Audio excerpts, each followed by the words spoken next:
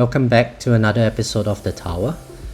My name is Ryan, and in today's episode, I would like to talk about a transition build from an EHP strategy into a glass cannon strategy.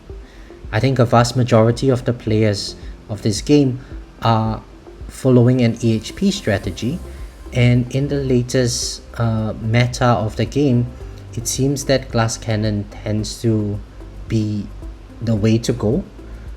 However, I noticed that there isn't much content about this form of a transition. So what I thought I would like to do in today's video is to talk a little bit about the challenges that I face and to help you guys understand why a transition is necessary and how you can go about doing this sort of transition on your own. Now, I've also noticed that the videos that I've uploaded have been steadily getting quite a bit of views, so thank you all for your support. And I've also noticed the subscribers going up, so that's good. Hopefully you guys find the content interesting. If you do consider subscribing if you haven't already.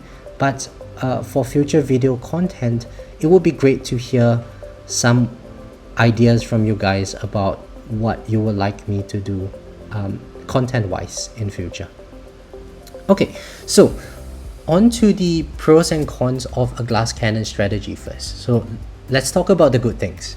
I think the best thing for me is that the glass cannon strategy is extremely fun. For me, when I started off playing this game, I actually didn't really focus on health and hit points.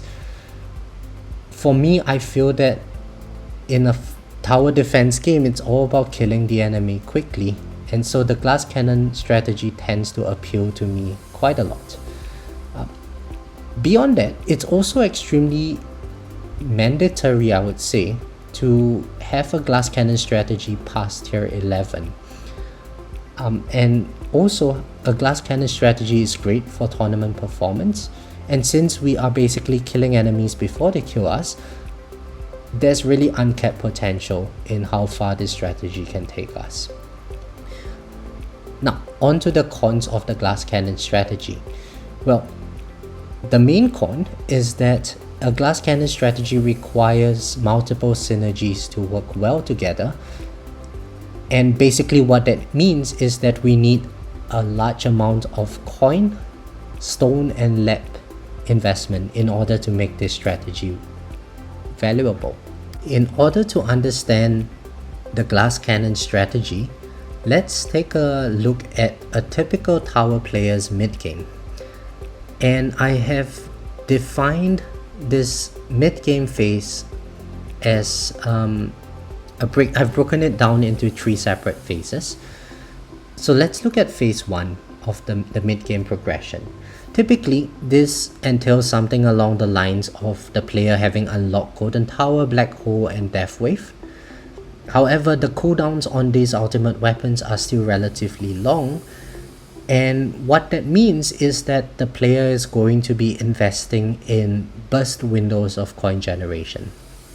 So with coin farming, we basically want all our coin multipliers to stack one on top of the other at the same time. That way, per enemy that we kill, we get the most coins available per enemy. And that's because coin bonuses are multiplicative in this game.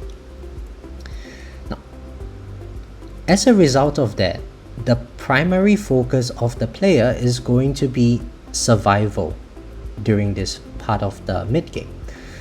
The idea is that the player wants to stay alive as long as possible to kill enemies during these burst windows of coin generation, and it's for this reason that effective hit points is very powerful. Now, on top of that, throughout the entire course of the game, economy labs are also extremely useful, so I'm not going to bother mentioning about them, but EHP upgrades are going to be extremely beneficial to the player at this stage of the game. What is the goal of this phase? Well, for this phase, the ultimate goal of the player would be to achieve permanent black hole. This is for crowd control, and also for black hole there is this lab that damages enemies that are in the black hole. So this helps us to deal with protectors and kill the protectors when they are inside our black hole, so that our orbs can kill the rest of the enemies. Now at this stage, we also want to acquire some form of a natural sync with Golden Tower and Death Wave at the end of this phase. Until we get there, having the Multiverse Nexus module is going to be a good option. Moving on from phase 1, we go to phase 2, and in phase 2, typically the stage of progression is such that the player has permanent black hole plus some form of a natural sync with Golden Tower and Death Wave. The burst windows are going to be getting shorter and shorter as we work on reducing the cooldowns of those 3 ultimate weapons. Well, permanent black hole, so we can't reduce the cooldown of black hole, but Golden Tower and Death Wave, we should be aiming at reducing their cooldown as much as possible. Now we have also found a way to counter protectors, and that is through the use of black hole damage labs. Now during this phase, it's going to feel extremely slow for every player, and I think the main reason for this is because labs, ultimate weapons and upgrades are starting to get really expensive at this stage. And also, for most players, we are not going to be at Legend Tournament yet, so tournament rewards at Champion and below are going to be comparatively lower. And so what we end up in is a situation where we get very little stones, and each upgrade that we need to make is going to cost us quite a bit of stones. Now, by itself, each upgrade doesn't seem to do very much. For instance, if I were to lower the cooldown of my Death Wave by 10 seconds, well, firstly, I can't do that because I need to lower my Death Wave as a multiple of my black hole duration, of my black hole cooldown. So in this case, it will be lowered by a multiple of 50 seconds in order to get some form of a natural sync. And that means that I have to actually save up multiple weeks of tournament rewards just to be able to bump down my Death Wave cooldown by 1. Now, I would say that during this phase, it's not very good to use Multiverse Nexus because we really want the permanent black hole there in order to help us counteract protectors.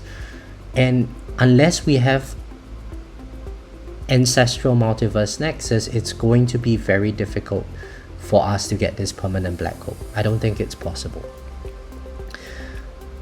Now, what are the main goals of this phase?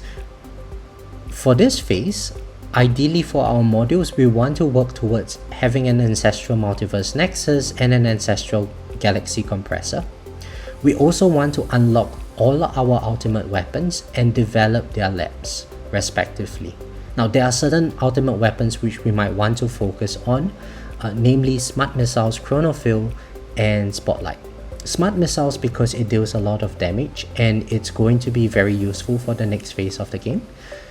And Chronophil because the labs take forever, and Spotlight because it gives us an additional coin bonus. Where needed, we can dabble with some EHP labs.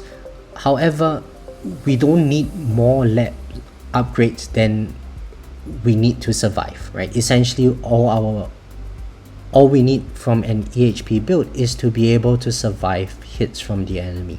And as long as we are surviving, I don't think we need to increase our EHP labs too much.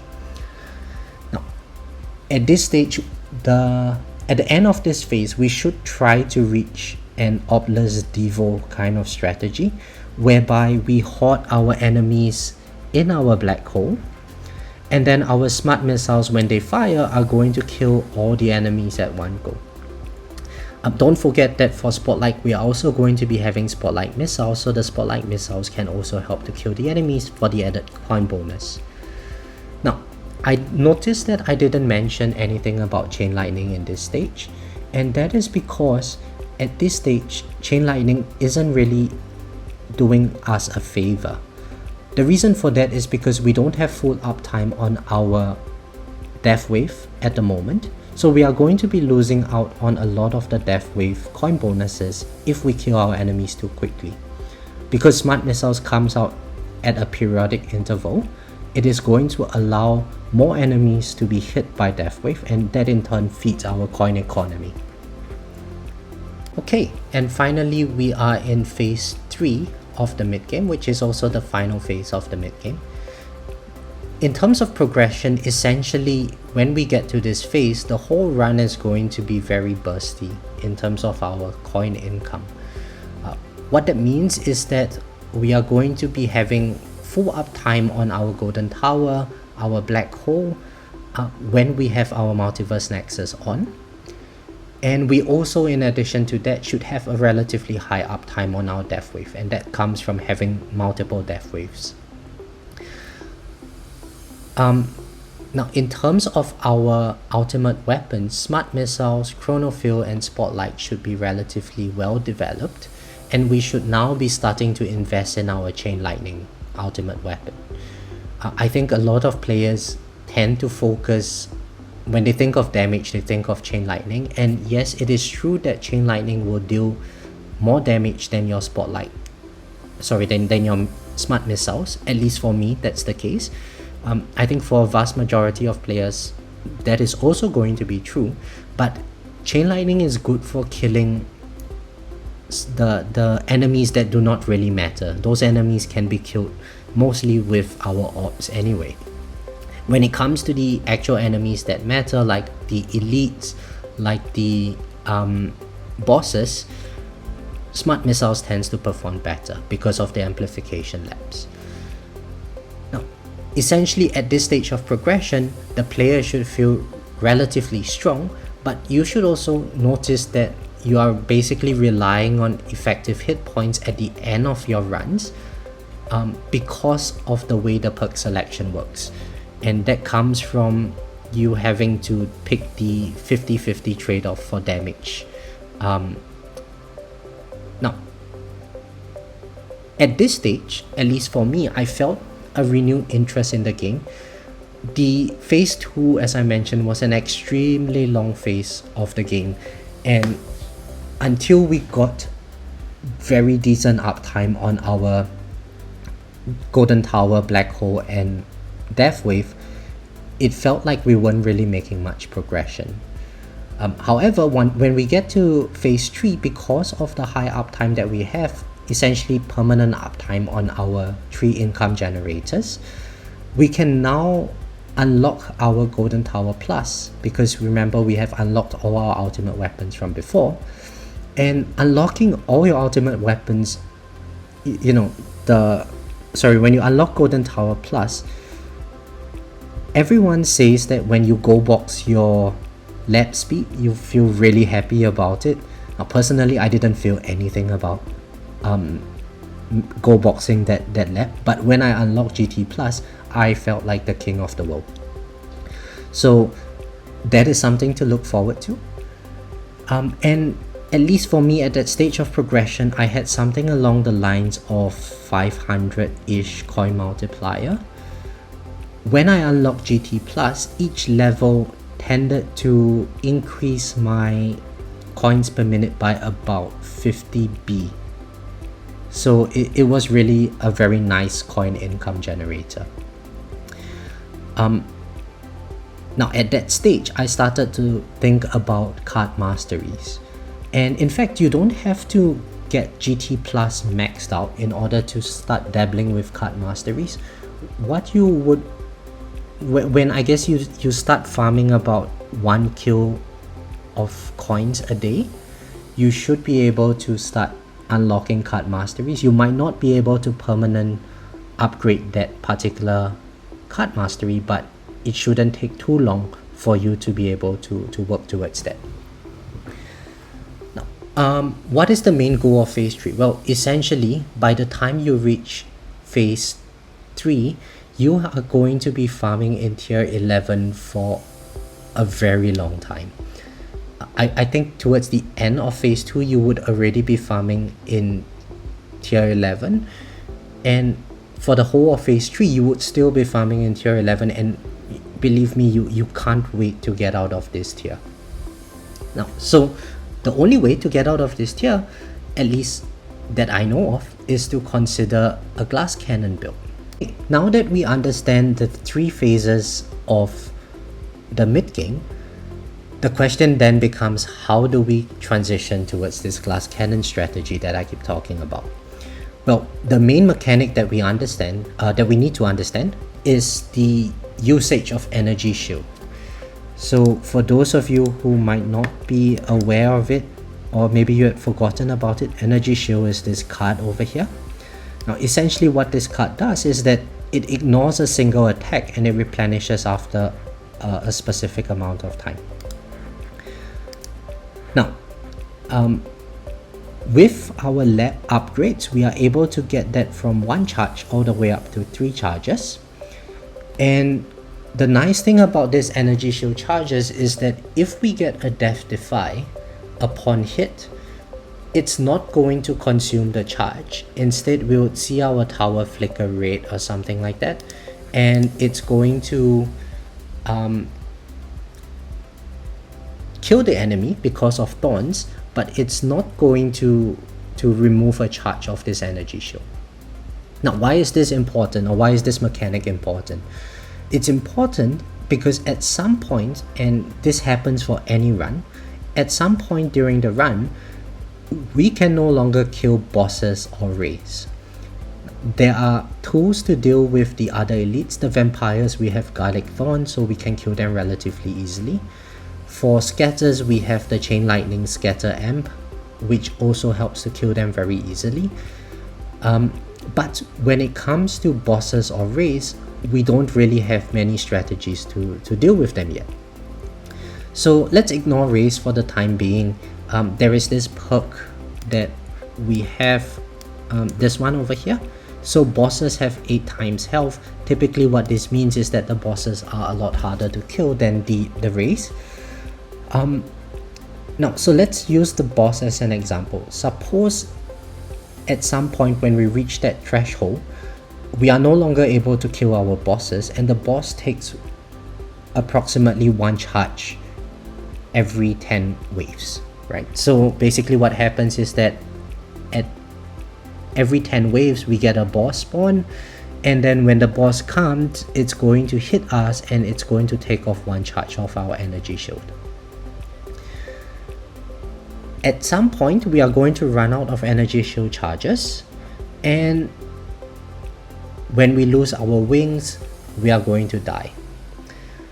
So that's how the run ends. Now, what is the goal of the glass cannon strategy? Well, essentially the goal of the glass cannon strategy is to delay when that threshold happens as much as possible. There are a couple of options in order for us to achieve this. The first is we want to wave skip boss waves where possible, and that allows us to recharge our energy shield charges, right? So if there is a boss wave but we skip that wave, then the boss does not come out, and so we don't have to lose 1 charge of energy shield on that wave, which means that we can recharge our existing shield charges. Right, the second option is if we were to death defy the boss. So suppose the boss comes in, suppose my wall is no longer here, the boss hits me, but because the boss does 567 trillion damage, but I only have 500 billion HP, the boss is going to by right kill me. But because I death defy it, I'm not going to lose an energy shield charge, so assuming my charges are not full, I'm going to have time to replenish one of these charges again. Now, of course, these two options are RNG dependent. It really depends on whether or not we can wave skip or whether or not we can death defy. So that brings us to the third option. And the third option is to kill the boss before it kills us, right? And that is why damage is important. Alright, so how then should we damage bosses? Well, there are 3 ways that we can kill the boss. The first is passively. Notice that any enemy that hits us, and I'm sure everyone from an EHP build would know this, we invested in our thorns. So every enemy that hits us is going to passively take damage anyway.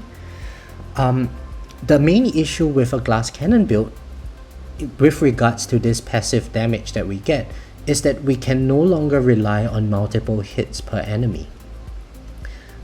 Because remember now, every hit that we take is going to lose one of our charges. So relying on this strategy in itself is not going to be very useful.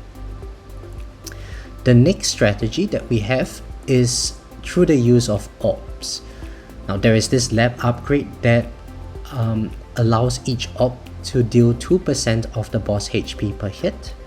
I think it is this one here. Yeah, so orb boss hit level max. At max level it's 2% of the boss HP.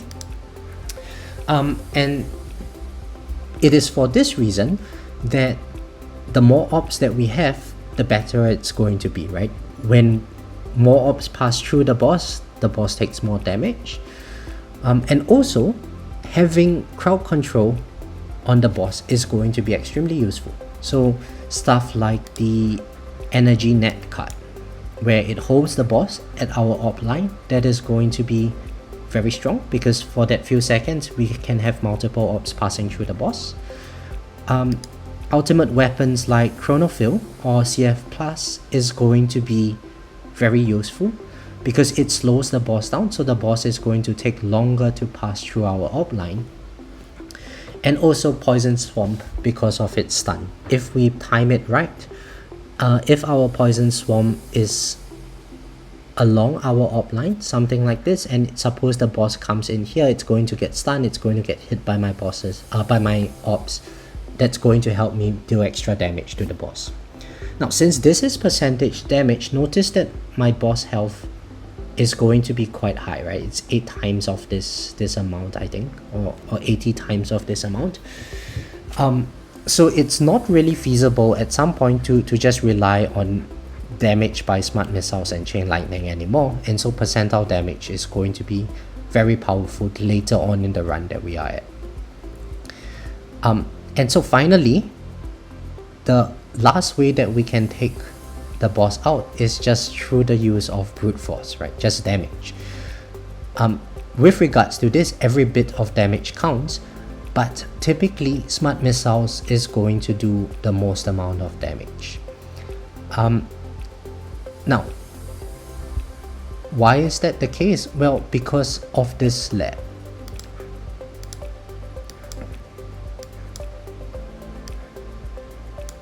This lab here, missile amplifier level.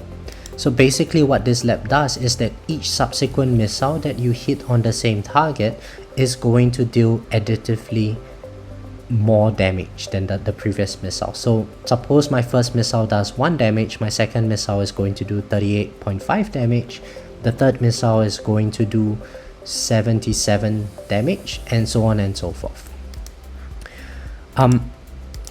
And so even though we have chain lightning shock amplification, and chain lightning does a very good job at hitting a lot of enemies for quite a fair bit of damage, it's more than my smart missiles. Even though I account for the chain lightning shock chance, at later stages of the run, my smart missiles is going to hit the boss for a lot more damage than my chain lightning. Now, other stuff like Spotlight is going to help because it's going to amplify the damage that we do on the boss.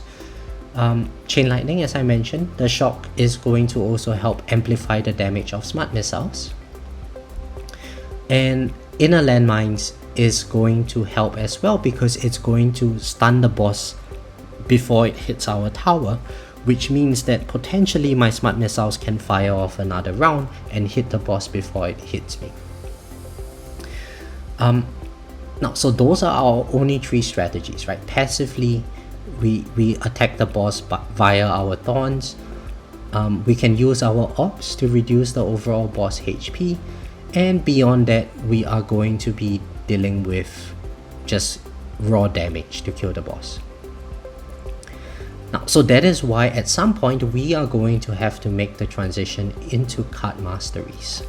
Now, One thing I would like to highlight over here, so this is a tier 14 run, and if we just look at this boss kill, notice that my plasma cannon is only dealing 40.5% of the boss health and ops 30% of the boss health. Now my smart missiles at this stage is 15%. Now looking at the plasma cannon card, you might notice that it says that there is a 54% damage to the boss, but earlier we only saw like a 40% damage, and the reason for that is because past tier 13 we are going to be getting this kinds of battle conditions. So in particular, ops are going to be dealing less damage. Plasma cannon is also going to be dealing 25% less damage.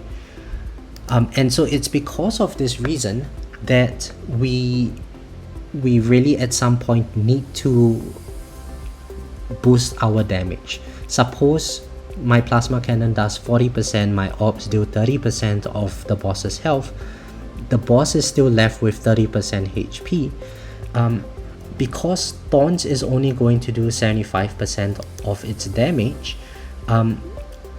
my War Thorns is at level 17, so 17% of this 111% might not be able to take out the boss's health completely, and so the boss won't die when it hits my wall. What happens then is that the boss will then proceed to hit my tower, and then I lose out on one shield of energy charge, one charge of energy shield. Okay, so after all of that, here are my suggested mastery priorities as they pertain to a glass cannon build. The first mastery that I would suggest everyone take is recovery package mastery, and that is because modules become very powerful past a certain level. The jump in module power is non-linear. So looking at this, my Multiverse Nexus does 14.3 times bonus to my ultimate weapon damage. At level 130 or something, it's going to be significantly lower, maybe like 5, 6, 7 times ultimate weapon damage. So you really want to get these module levels up as quickly as possible. With the recovery package mastery, basically what happens is that every time we get a recovery package, it's going to give us a possibility, so I think it's a 4% chance at max, of getting a common module.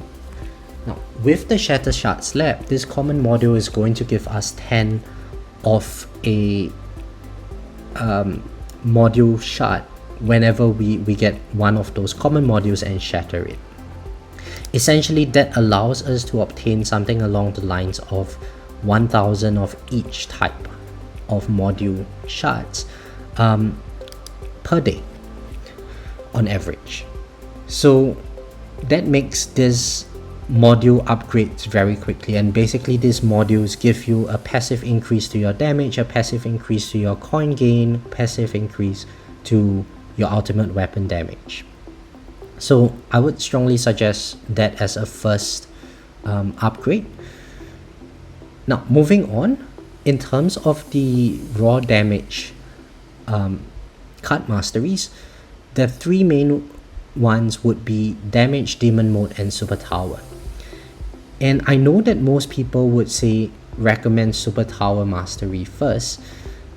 I take a different view from this, because as opposed to coin farming, damage is all about consistency in this game. And with super tower mastery, even though it gives you the highest boost to your damage, it is going to be the least consistent until you max it out. So for instance, if your super tower mastery is at rank 4 or rank 5, you are going to have a 15-second reduction in your super tower cooldown, So in between each super tower activation, you are now going to wait. You're going to have 15 seconds of downtime. And what's essentially going to happen is that if you have super tower and the boss comes, you are going to be able to kill the boss. If you do not have super tower, you are not going to be able to kill the boss, and the boss is going to take off one charge of energy shield. So rather than having to deal with that amount of variance in your damage, which makes your run very inconsistent, I would suggest taking either damage or demon mode first, because those are just flat out multiplier increases to your damage. Even though the damage multipliers are less, they are more consistent and they will help you get further along faster than a super tower bonus would. However, that being said, everyone should play the game in the way that they find the most enjoyable, so you don't necessarily have to follow anything that I'm saying over here. I'm just providing my opinion on how I would have approached my card mastery purchases going back in time now. Okay, so overall, when you are considering making the glass cannon transition, a couple of things to keep in mind. The first is that EHP labs, while they are useful, are almost useless past tier 11, except with the possibility of wall thorns. So essentially, when you are building up towards the end of your EHP build, you don't really want to invest more labs into EHP than absolutely necessary. My suggestion would be to have enough EHP to survive about 11 hours in tier 11, and that is going to be more than sufficient. That way you can make 2 runs a day. You will have a very decent level of sell income that should be able to sustain all labs at 4 times speed. And ideally, you want to start working on your glass cannon labs as soon as possible. Now, how soon is soon? Well, I would suggest working on glass cannon labs somewhere along the lines of phase 2 of your mid-game transition. Where you have time, just invest some labs into damage, critical factor, basically anything that allows you to deal damage to bosses and enemies as early as possible. And you don't have to worry about killing enemies too quickly, because if you are running an EHP build, you are basically running a Devo strategy, which for the most part requires you to put your attack down to 0. So you don't, even though you might hit each enemy really hard, it's not going to be hitting many enemies. And at some point you will have more than enough enemies to kill, so you don't have to worry too much about the overall efficiency of your farming. That being said, there is no real need to go EHP if you don't want to. Personally, when I started this game, it was a long time ago and I didn't know about the Discord server. So for the longest time, I was just playing the game the way I wanted to, and that basically meant that I didn't invest in EHP at all. I just went full damage, and it was really fun, and I really liked that style of playing. If you do decide to skip the EHP route altogether, just note that it's going to be slightly less efficient. And the reason for that is because until you get a very high uptime on your death wave, a lot of the enemies that you're killing are not going to benefit from the added coin bonus of your death wave. And because you are running a glass cannon build, you are not going to be very lenient on the enemies, right? They are not going to live for very long. They are going to die relatively quickly. And that's going to overall reduce your overall coin farming. Now finally, and I cannot stress this enough, do not bother with card masteries until your GT Plus is sufficiently high. And by sufficiently high, I think your overall coin income should be along the lines of, between 800T to 1Q every day, in order for you to be able to reliably start working on your card mastery labs. And so that is all the content that I have with regards to the EHP transition. I didn't want to make the video to be too specific, like, you have to use this particular perks, this particular labs, and so on. I think the main takeaway from this video would be to understand the mechanic of energy shield usage and its interaction with Death Defy. As long as you're able to understand that, then the rest of the game is just about killing the elites and the bosses as efficiently as possible as we move into the glass cannon strategy.